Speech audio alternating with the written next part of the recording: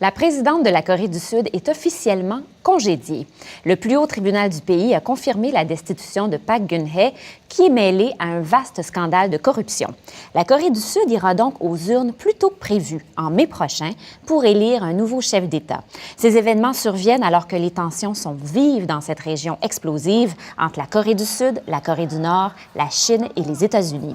Pour faire le point, je m'entretiens avec Benoît Hardy-Chartrand, qui est chercheur en sécurité et politique mondiale au Centre pour l'innovation dans la gouvernance internationale à Waterloo, en Ontario. Il se joint à nous par Skype depuis Waterloo. Bonjour, Benoît Hardy-Chartrand. Bonjour. Alors, revenons sur le scandale de corruption qui a entraîné la chute de la présidente Park. Qu'est-ce qui s'est passé exactement? C'est digne de House of Cards, cette histoire-là.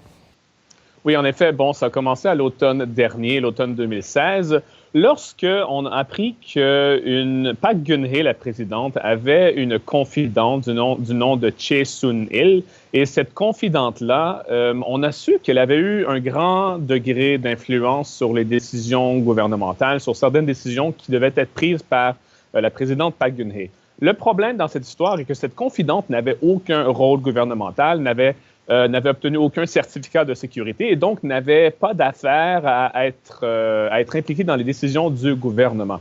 Également, dans le cadre de ce scandale-là, on a appris, entre autres, que la présidente Park Geun-hye aurait possiblement fait pression sur certains grands conglomérats en Corée du Sud pour faire des dons à des fondations qui étaient dirigées par cette confidente en question. Alors, évidemment, ça soulève plusieurs questions de trafic d'influence à l'intérieur des plus hautes sphères de la société sud-coréenne. Et donc, c'est pour cela qu'elle a été destituée par le Parlement tout d'abord et en destitution qui a été confirmée, comme vous l'avez dit, par la Cour constitutionnelle la semaine dernière. Oui, pour ajouter au scandale, il y a des joyaux là, de l'industrie électronique coréenne qui ont été mêlés au scandale, dont Samsung. La présidente Park, elle était devenue en 2012 la première femme élue présidente de la Corée du Sud. C'est la fille d'un ancien dictateur militaire du pays. Comment est-ce que la population réagit à sa destitution? Oui, donc en effet, elle est la fille de Park Chung-hee, qui a été un dictateur militaire qui a été au pouvoir pendant presque 2 décennies en Corée du Sud jusqu'à son assassinat en 1979. Alors évidemment, il y a un bagage historique assez important qui est venu avec l'élection de Park Geun-hye en 2012. Par contre, depuis, lorsqu'elle était au pouvoir, elle a commencé avec un appui quand même assez considérable de la population, mais depuis l'éclosion de ce scandale-là, l'explosion en automne dernier, évidemment, tous ces appuis, ou la très grande majorité de ces appuis se sont évaporés. Et donc, la très grande majorité de la population, à l'heure actuelle, appuyait la destitution de Park Geun-hye. Il y a eu des manifestations monstres dans les dernières semaines et les derniers mois pour appuyer la motion de destitution. Et donc, à l'heure actuelle, oui, on se retrouve dans une sorte de vide politique en Corée du Sud, mais il est clair qu'à cause de tous les appuis qu'elle avait perdus, c'était la seule issue possible pour elle. Les événements surviennent donc dans un contexte assez épineux. Est-ce que vous pourriez nous brosser un portrait des tensions qui existent en ce moment dans cette région-là entre les deux Corées, la Chine et les États-Unis? Il semble qu'il y a plusieurs ingrédients qui sont réunis pour qu'on puisse craindre que la situation dégénère.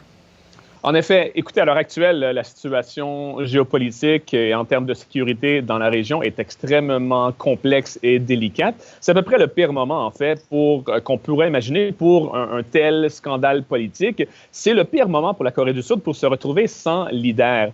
Vous avez mentionné de fortes tensions à l'heure actuelle entre la Corée du Sud et la Corée du Nord. Bon, évidemment, les tensions sont toujours, évidemment, très, très près de la surface depuis les années 1950, depuis la guerre de Corée. Mais à l'heure actuelle, on parle probablement d'une des périodes les plus tendues entre les deux pays. Il y a eu plusieurs essais de missiles, des essais nucléaires. En 2016, la Corée du Nord a procédé à 2 essais nucléaires, ce qui a évidemment avivé beaucoup les tensions. Et maintenant, un acteur qui est de plus en plus important aussi, c'est la Chine, parce que, à l'heure actuelle, en fait, pour se défendre de la menace nord-coréenne, les Sud-Coréens et les Américains ont décidé d'installer un système de défense antimissile américain sur le territoire sud-coréen.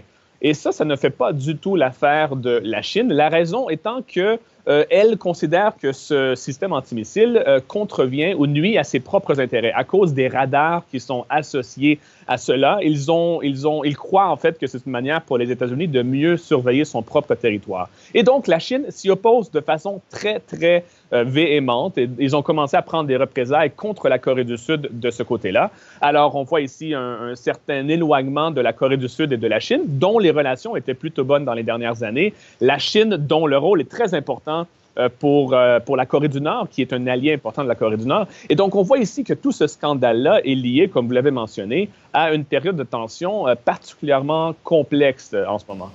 Donc, en ce moment, c'est le premier ministre qui agit comme président par intérim. Ce sera le cas jusqu'aux élections qui auront lieu le 9 mai prochain. On s'attend à ce que les conservateurs donc soient chassés du pouvoir. Qui est favori pour l'emporter et à quel virage on peut s'attendre dans la politique étrangère, dans la politique militaire de la Corée du Sud sous un nouveau régime? Cette question est très importante parce que les conséquences de la prochaine élection, qui aura lieu le 9 mai prochain, pourraient être très importantes. Donc, les conservateurs, comme vous l'avez mentionné, risquent d'être chassés du pouvoir. Ça fait déjà 2 mandats qu'ils sont là.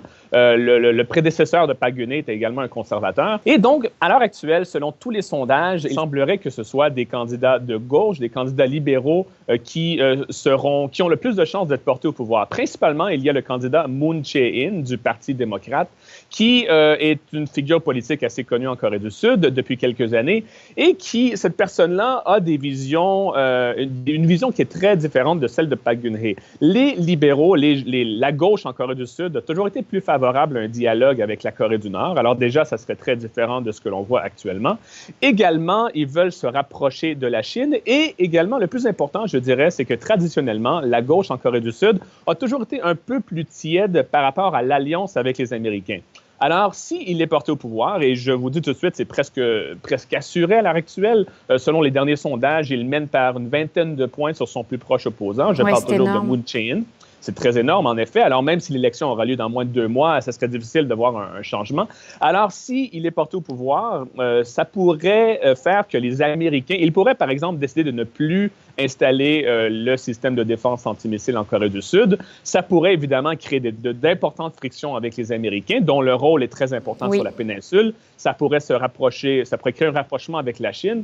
Et donc, comme vous voyez, le domino, l'échiquier politique dans la région pourrait être fortement influencé par une élection de ce candidat de gauche. Merci beaucoup, Benoît Hardy-Chartrand. Ce sont des développements qu'on va suivre avec attention.